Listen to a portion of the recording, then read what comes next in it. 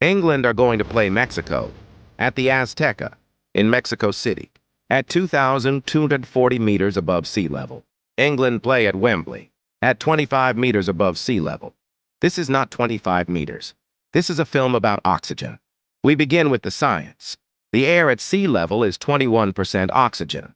At 2,240 meters, it is still 21% oxygen. The difference is what the body can do with that oxygen. And the answer at altitude is significantly less. Heart rate rises between 10 and 20 beats per minute, simply to maintain the same output. Aerobic capacity drops by roughly 10 to 15% within the first 24 hours. This is what the body does when the air becomes thinner. It works harder to accomplish exactly the same thing. The body begins producing more red blood cells. This process takes 2 to 3 weeks. Lactic acid accumulates faster. Muscles fatigue sooner. The body protests. The thinner the air, the harder the heart works. There are mountains on every continent.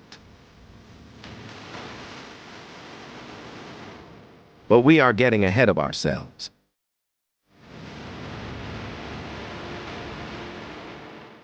Below 94% blood oxygen saturation, the body begins to compensate in increasingly desperate ways. The body adapts. It simply takes longer than a World Cup scheduling committee will permit. Acclimatization, the sports science community agrees, takes between 2 and 3 weeks. England have, on average, 4 days. The heart, finding itself short of oxygen, simply runs faster to compensate. This is not sustainable.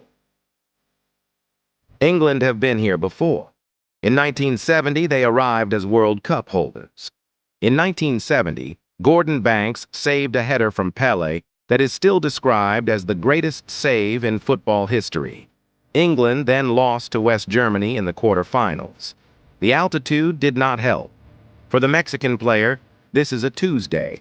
For the England player, this is a medical incident.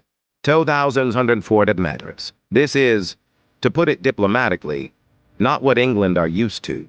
In 1986, Diego Maradona scored the hand of God at the Azteca. England have been sensitive about this ever since. Performance decline at altitude follows a predictable curve.